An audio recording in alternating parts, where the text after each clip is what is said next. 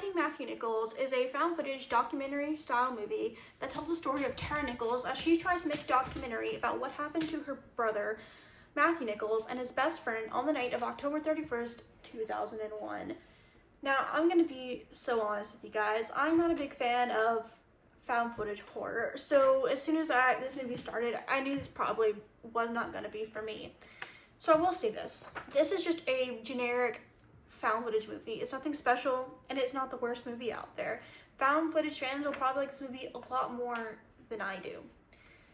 But that being said, the interesting experience of this movie was the actual theater itself. So this was the Cinemark surprise screening, and I saw online that it was between this one and two others. I'm gonna be honest, I was really hoping that it was the two others, but it ended up not being the two others.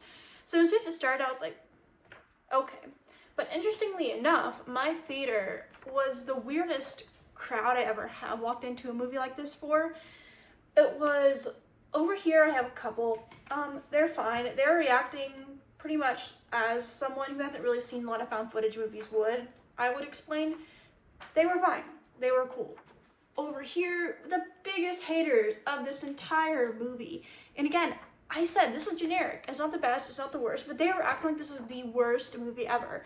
Age-wise, there was one girl that I was sat next to, and she looked a few years younger than me, so I would say 16, 17 years old. Next to her was like three other ladies that could most definitely be her mother. I don't know their ages. And they were complaining the entire time about every little thing. To the point where they were laughing pretty loudly about really every single thing that was a stupid decision throughout the entire movie. And besides who I was surrounded with, this theater was mostly like older people, which was something I never experienced in a movie like this. Usually there's like a big age group, but it was mainly like older people in this theater, and people were complaining, people were laughing out the entire movie.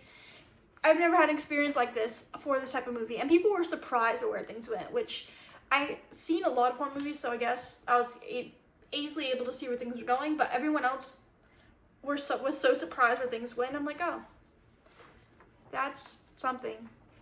But enough about my very interesting experience with this movie that I did not expect to quite honestly have. And funny enough, when I was leaving the theater, like these group of old ladies, I would say 60s, most definitely old people, and they were saying, oh my god, that's the worst movie ever, that's terrible. And I'm like, okay.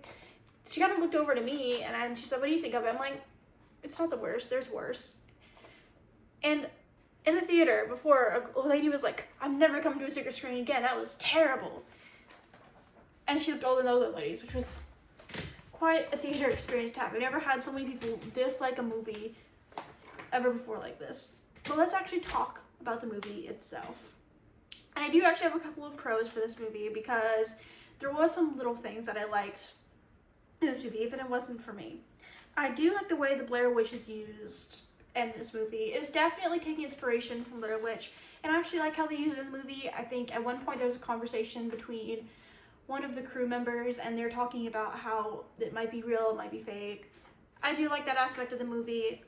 Obviously, I think it is pretty obvious where things go, but I actually do like that kind of it. I think that misdirect definitely worked on some people around me, so I do like the Blair Witch stuff that they use in the movie. I also like the legend of this movie. Now, this is so close to a mixed, and I can't really explain the legend 100%, but I actually kind of like the legend. I thought that was interesting enough. Again, generic movie. The legend's fine. I think it works. And it works with the vibe of the town. And I do like the vibe of the town, actually. That I did like. Going into the mixed, there's a bit in this movie about a forgotten tape. Now, they get evidence back. And I was laughing at this entire bit of the movie. It was hilarious to me. I don't know why that part of the movie just cracked me up, but it cracked me up. It was so funny. And I was like, she's making a big deal of it, but of course I was going to put in the negative and say it's terrible, but then it comes into play later on, and that way it comes in, it's something. Writing was on the wall there, but it was a funny bit that I was like, you know what, it's not terrible, it made me laugh. Going into the negatives. All right, you have common issues with found footage here. The shaky cam. You can see where things go pretty easily on. People were surprised. Theater was interesting. See the stupid choices. And there was multiple times where one of the characters was like, I don't want to be on camera. And she makes eye contact with the camera at least 2 times. Like, how do you not see that? And she sees the light later on, which is crazy. The characters themselves here, again, the way I can only explain this here is the way that they talk. And then what I mean by this is I mean that characters literally wait seconds before they talk. Every single character. With the exception of like Jordan's dad, who really didn't do it as much as everyone else. But I swear, at one point they're like, it's conversation like, have you heard about this legend? No, that's crazy. I know, right? Like they say something, hold their face, then respond multiple times in the movie. And that's something I easily picked up on. And, you know, it was something like, God, there was something. And this is a nitpick I will mention here. I want to give a nitpick for this. On the last shot of the movie, there is dust on the camera. I have my own camera. I'm a shit photography. I know dust on a camera when I see it. And that was, again, so small, but that was so distracting to me. I've seen that on my camera. And maybe that's why it was so blaringly obvious to my face. And I could not let that eye contact go because I removed so many times my images of that on my camera. So, like, that was so obvious to me. It's so distracting on the screen. But that, again, that's a very nitpicky thing to pick on. There's also a suicide thrown in here randomly. Now, it doesn't show anything. Like, it doesn't show death or anything like that. So, trigger warning for that. But, and I get what they're kind of going for with that. But it just feels kind of thrown in and really just... The best way to say is, like, thrown in there randomly. Which, I feel like if you want to throw that in there, like, take it with some sincerity. I mean, come on. Like, I get what they're going for, but... it just was thrown in the movie. And that's really all I can say because, again, this is just a movie that you'd expect it to be. Going into spoilers. Now, I will say, it's going to be on screen. I have chapters now on my channel. Figured out how to do that finally.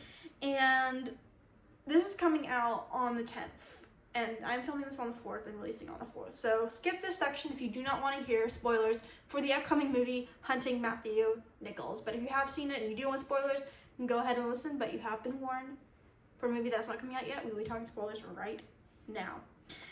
Let's talk about the actual legend of this. Now, we follow the legend of this man who built a hunting village. It says the legend is that he ate his people where he came back and something happened. Now, again, I don't remember the very specifics of this legend, but they basically go down to hunt this cabin. Now, Jordan and Matthew were very into filming Blair Witch style, big fans of the Blair Witch, which, again, I'm not a big fan of Blair Witch Project, but the way they use that in the movie, how they try to film a movie and try to investigate this cabin in the woods, I did, admittedly, like, even not being a fan of the genre, but I don't know. It's good enough for the movie. You get to the cabin at the very end, in the last, like, 15 minutes of the movie, you really see quite a lot. I thought it was pretty obvious where they were going on with the devil stuff, like, he conquered the devil. They do show the missing tape of him calling the devil, and that's how they take, which, what a way for that last 15 minutes. And when she was, like, crying towards the end, the whole theater was, like, cracking up. It was crazy. But, yeah. It was something. And they have the post-edit scene. I don't know if it's like post-edit or post-after because I'm like, I don't quite remember. But there's a scene towards the end of who Tara was with surviving the next day in the hospital. So he does survive the movie. I don't know if they're going to make another sequel, but I could see them opening a sequel with that person. And there actually is a cover-up from the detective, and that's why they didn't get the tape. I thought that tidbit, it is funny. I do find that tidbit very funny. And I don't know if it's supposed to be or not, but it is funny to me. And it turns out, yes, she is trying to protect the town from the devil stuff that she kind of knew. They did tear down the cabin. She goes back. I'm guessing she calls the devil, brings back everything back. And you kind of see what happens to them. You just see them kind of, like, running off, like, the final image of the tree, which definitely is very creepy looking. Okay, I will give them that. But again, when you kind of introduce the devil stuff, you saw them.